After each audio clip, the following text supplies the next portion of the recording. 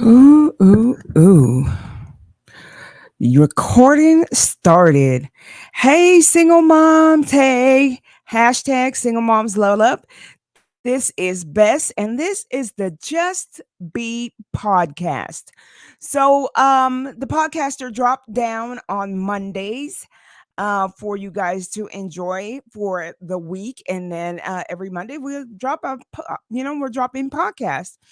My name is Bess Parks, and I am the founder and CEO of okay, of Bess Parks, founder and CEO of Single Moms Level Up. And I'm also the founder of the Single Moms Club private Facebook group. So those are two things that I do. And then plus, of course, not of course, but I do have a 9 to 6 job where I go to work and I am a kitchen cabinet designer. So anyway, today on this podcast that we try to keep pretty close to 30 minutes. Our subject today is going to be the wrong thing. Yep. Our session topic for today is going to be strong and beautiful. But what the what? Mm, that's not it either, y'all. This is just proving the point right here. That ain't right either. Hold it. I need to fix that. Don't know why it says that there. How you do that there? How you do that there? How you do that there? Okay, save. Okay, for real, for real. Here we go. This is the Just Be podcast, episode 6. Single moms level up. I changed this. What is happening right now? This is crazy. Last week we talked about the Single Moms Conference that's coming up this weekend, July 28th, 29th, and 30th. Full day sessions is what we will be having starting at 10 to I believe 5 or 6 is where we're going to. And we got some guest speakers, and it has been posted um on Facebook as well as on Instagram. You may even see some ads because we did run some ads for this event. But we are on episode 6, and this is not what we're talking about. I must not have hit save, but and this is like the prime example of what we're talking about tonight. What the actual topic is for tonight. Um, you know, we need to check in with ourselves on a weekly basis. Check in with ourselves on a weekly basis, and if we're not good, we need to find out why we're not good. You know what I'm saying? Sit with ourselves and find out what's going on. Dig deep, journal, write down a brain dump for sure. We got so much information being given to us. Doing a brain dump is an awesome thing to do. And basically, it's just write down everything that just comes to mind. Write it all down. Speak it into your phone and into your notes in your phone. However you decide to do it. I choose to do focus journaling, which is a technique a way of journaling that I have found, came across because I was taught this way of journaling after my mom passed away. My sister and my mom passed away within 2 years of each other. They were my safety net, because it was our family unit. My mom was a single mom as well, and I was really proud of what she was doing as a single mom, and wanted to be like her. But what I didn't know was what it took for her to be that single mom and the things that she did. Um, and she did she had those times where wasn't perfect, but she did the best that she could. And I appreciate all of that she did. and she worked some long nights at a job, to keep a roof over our heads and everything, but it also, limited the time that she had with us. But what she would do to make up for that time is that she was a teacher. So, that was not the profession that she wanted to do. She wanted to be a surveyor, and, but at the time when she was growing up and stuff, women, let alone a black woman, would that was not a thing for them to do. Teachers or medical field is was the, options for them back then. So my mom became a teacher, and she was a teacher for 35 years, and a very good one. And she loved and cared for those children. So much so that I used to be so jealous of the things and the time that she spent with them. And the preparation she would do. Mom would come home and from work, and mom would basically do 12-hour days. So she would be up at 6 a.m., actually earlier than 6 a.m. A lot of times she would, 6 a.m. is when I would notice that she was up because I'm waking up. But she had already been up because she's in the kitchen drinking her coffee, possibly reading a paper, um, or ironing her clothes or whatever. And mom did the business professional dress. She did that the whole time that she was a teacher. And she would get up and do all these things and perfume and earrings, and she always looked well put together, and she was always prepared. And so mom would leave around. She'd be up and everything. She would leave around 6:30 ish, around 6:30 ish, to go to work, and then she would come home about 6:30 ish, and be so exhausted that, she would cook dinner and pass out, you know? She'd be gone, for a few hours, for a while she'd be gone, and she'd probably wake up around,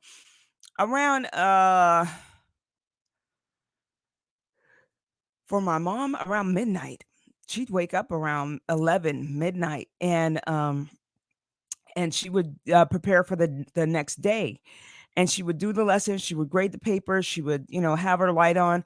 A lot of times she'd close the door, and she would be, grading papers and stuff. And sometimes I would walk in and I would hear her wondering what she was doing, and then wanted some of her time. So I would crawl on top of the papers and just to get a hug from her.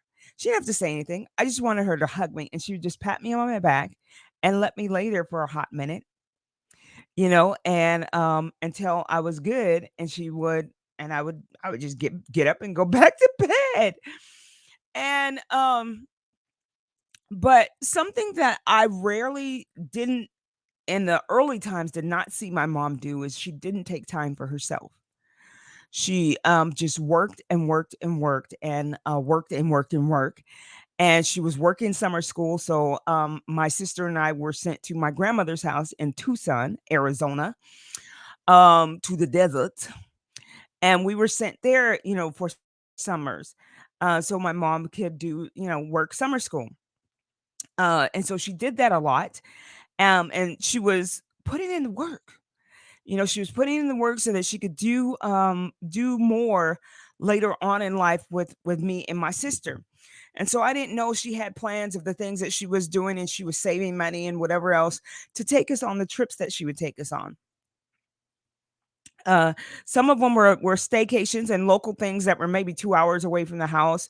But I remember one big trip was, to San Francisco, and, we, took pictures on the San Francisco Bridge, and she, oh, snap. Hold up, one of my alarms is going off. Imma tell y'all about that too, because these cell phones are a trip, and I'm sorry about that light that's gonna be shining bright in your face.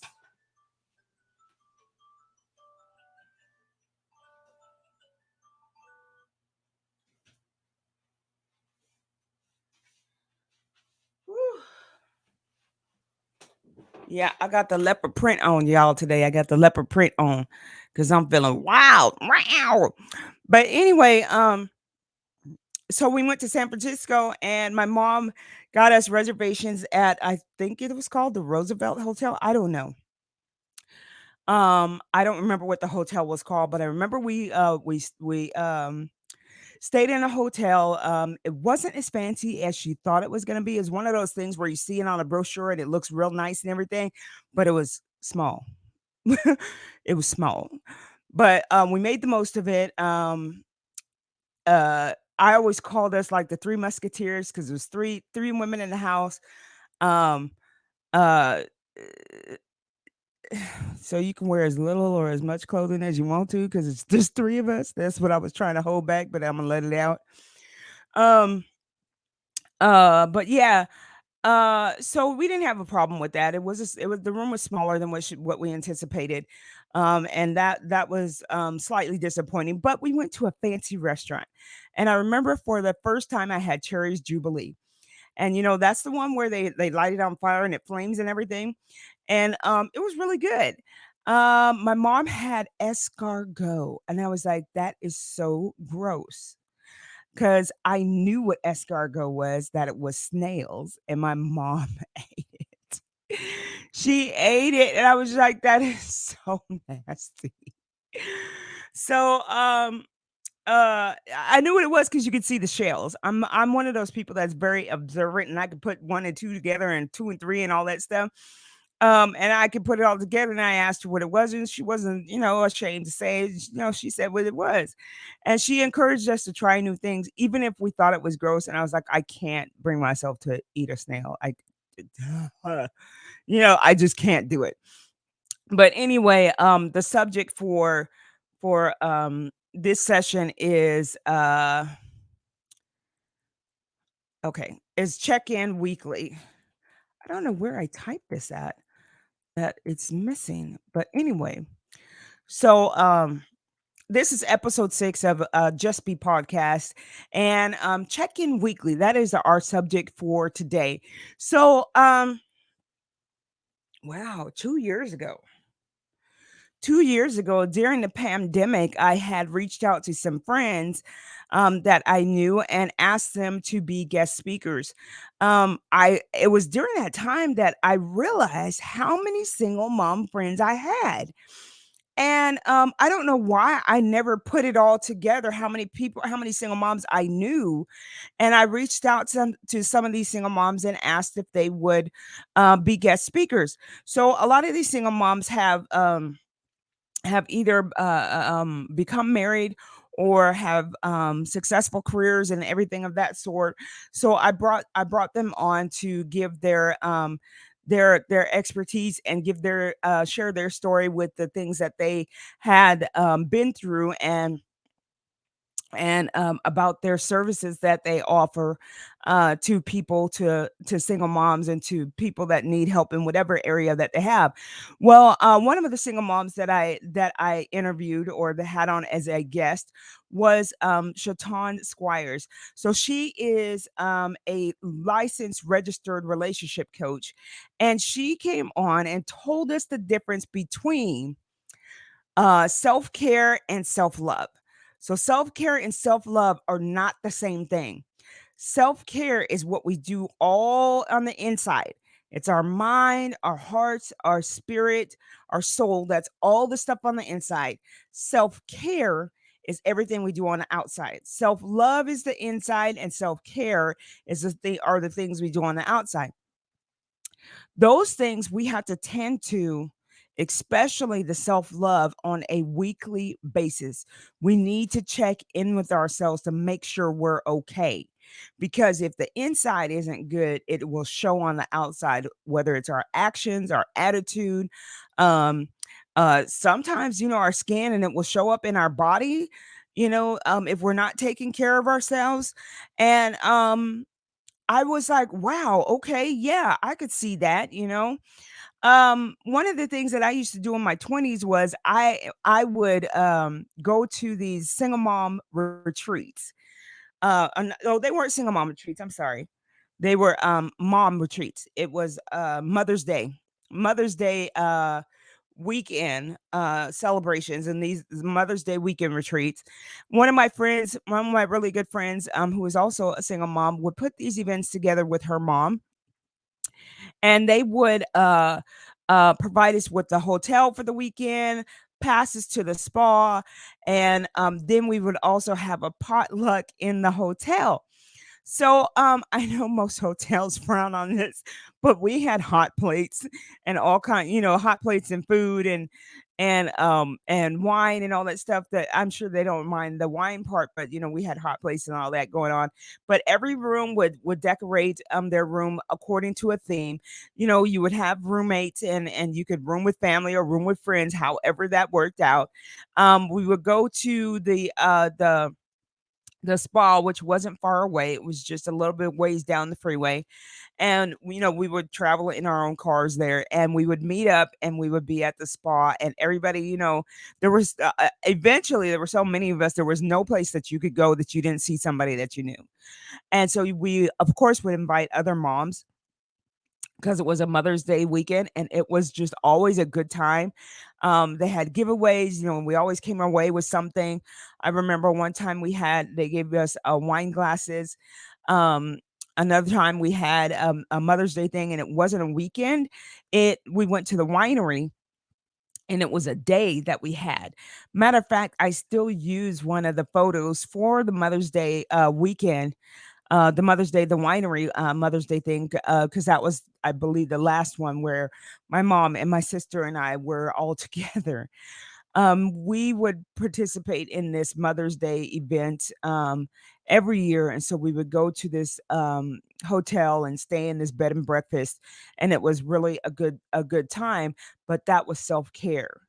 That was self-care, and that was, on the outside, the things that we do on the outside, because 'cause we'd sit in the sulfur baths, we would get massages, pedicures, um, get in the mud baths and do the mud baths and cleanse our skin. That was a lot of self-care. I didn't get too much sleep because both my mother and my sister both snored like all get out. They both was calling the hogs, you know what I'm saying? So I was usually pretty kinda sorta exhausted by the end of the day because they both were snoring. At home, it would happen too, it was a three-bedroom house, we all had rooms, but what I would do is I would go to sleep first, and, if I went to sleep first, I wouldn't hear them, but if I didn't go to sleep first, then I would actually end up falling asleep out of exhaustion because my mom and my sister both snored. It's funny now, but I was so irritated and aggravated back, when I was little, when they would both be snoring and I didn't get any sleep and I would be cranky. And needless to say, I would go to school and I'd be sleepy. And so, when in the early years of school, when they used to let you put your head down and basically you take a nap, and, I would be knocked out, slobbering on the desk and everything. I remember one time I woke up and, I was the only person in the classroom, and the teacher just said, "You know what? You were sleeping so good, I didn't have the I just didn't wanna wake you. I wanted to let you get your rest." So self-care is important, and we need to check in on ourselves on a weekly basis. Take time out for you. Schedule it. Put it on your calendar. When we put things on our calendar, we will make a consistent effort to do that and check in on ourselves. I have to do this too, and I'm speaking to myself as well. When I put it on my calendar, I'll go do it, and make room for it and set the boundary for it for myself and for others and let them know, "Hey, I need to take a time out. I need to take a time out for me. I need to check in with me, see if I'm okay." Um, and sometimes I'm not. Sometimes I'm exhausted. And sometimes that self-love that I do for myself is to take a long freaking nap. Yes, I said nap. Naps are good. Okay? So I would take a long nap. Um, and sometimes that might be a 2-hour nap. And I'd wake up refreshed and ready to go, and what I would have to do is still wind myself back and be like, "Okay, just because I'm refreshed now doesn't mean I have to immediately go back to what I was doing. This is my day of rest, and that's what I'm gonna do. So I love me a good movie, so I'll put a movie on and I'll stay in the bed and or stay in the bed or stay in the room or stay in that relaxed state watching a movie. So, um, that's just for me, or listening to some music, or creating something, you know? I'm a creative person and I do like doing creative things. So maybe I would create something that I was thinking about or that I had an idea about, and I would you do that creative process. And for me, that's relaxing. Um, as long as I have the capability and to focus on it. And so I get enjoyment out of that. And I'll get on the laptop and start doing something creative, or I'll just journal, you know. That brain dump that I mentioned about, I'll, get my journal in and brain dump. I'll go to the focus part of my journal, which is the front part of my journal, where I write out and the things that write out those things that I've learned. And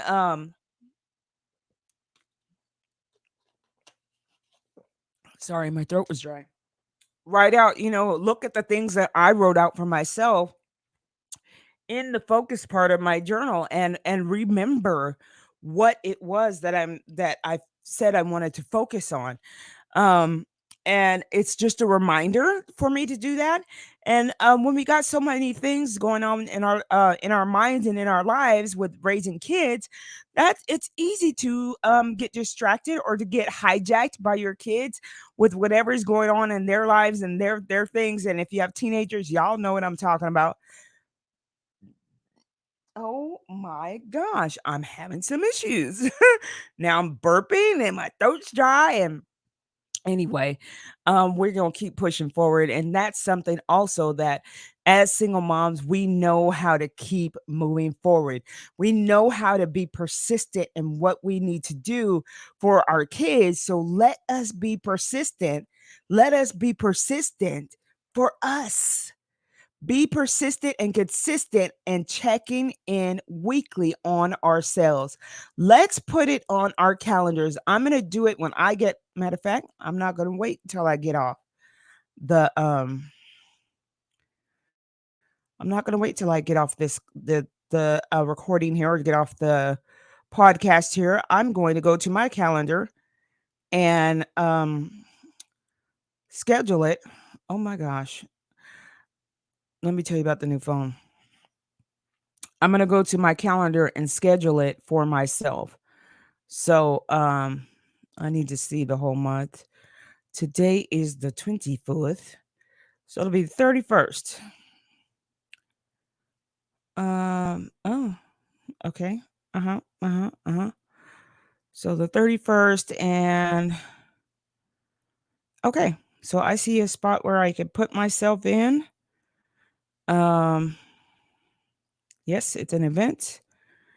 Uh, self check-in. Self Actually, I'm gonna put it in check in check in with me. Hmm, okay, I need to space that out. So check in with me. So I'm putting it on my calendar. I don't want this at 9 whatever PM. I want this in the morning. Um, and I'm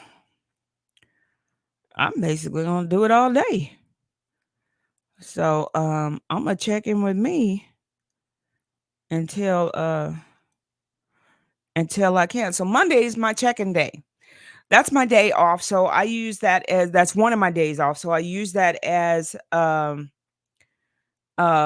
time for me to check in with myself, so I'm gonna and then put it on repeat. Let me do that for myself because I did not do that. I did not do that. Put it on repeat, yeah, use the pencil, 30 minutes to 4, add description, does not repeat, yes, it does. Repeat every week. So I have it on there and I got it saved for it to repeat every week. It also lets me know, um, you know, whatever time before 10, 20 minutes, 30 minutes before that, hey, you're supposed to be checking in with yourself today. And helps me to keep my boundaries that I set for myself and the boundaries I set for other people. So do it early enough that you'll notice it and see it and be able to be consistent with it. So something else I wanted to tell you was about the cell phone. So cell phones have this way of acting just retarded after a while if you don't shut it down and restart it. That's just like our bodies. We have to restart ourselves often, which generally tends to come with sleep, more sleep. So if we don't allow our bodies the sleep that we need for it to rejuvenate, repair, reset itself and all that over throughout the night, then we don't function well. We don't function well in our jobs. We don't function well, um, being there for our children, being there for anybody else. We don't function well. We're not fully ourselves because we have not allowed ourselves to be and nurtured and oh, what is the word? Nurtured and put back together, basically, after the day that we may have gone through doing other things for other people and customers and children and family and friends, and then totally leaving ourselves out. So once a week, I want us to, as single moms, commit to taking time out for us, check in with ourselves on a weekly basis. We get 2 days off. Use one of those days to check in with you. Even if you might have multiple children, maybe you only get a couple hours. Maybe you can find somebody that can set up a play date, or have a relative or somebody or godmommy or whatever watch your children, and just say, hey, I just need a couple hours to myself and to I just need a couple hours to myself. Most people, when they hear you say, I need a couple hours to myself to do, to check in on me and work on my mental and physical health, most people will help you out with that because you're trying to do the best you can do as a single mom. Most people will say, I got you. You know what I'm saying? They will say, I got you. So, and get several people, to do that. Go to events that have childcare. Go to events that have childcare where you can, do what you enjoy, and then there's childcare available as well. Single Moms Level Up is on the rise and leveling up and about to start some events where we will offer childcare, and you can come and do, enjoy an event that's helping you while your children are in the same building, being well taken care of by some certified child professionals that are in the building, and you could have your children watched at that time that you're participating in an event. So things like that, find those things that are available. I know it's hard sometimes with our schedules and everything, but keep your eyes open for events for single moms where they offer childcare and you can participate and enjoy an event that's helping you to do whatever it is that you wanted or you're interested in, or just to have that chat, that single mom chat time. um that's possible, and that's something that's coming soon. And we're gonna keep this to 30 minutes, and we're getting down to the countdown. So I want to say much love to you, single moms.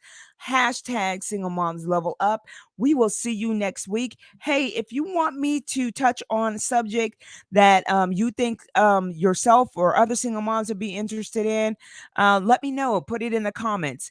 Like, comment, and share. Much love. Bye. Holla. That's not even me. I don't even know why I said holla, because I don't even say that on a regular basis. It just came out.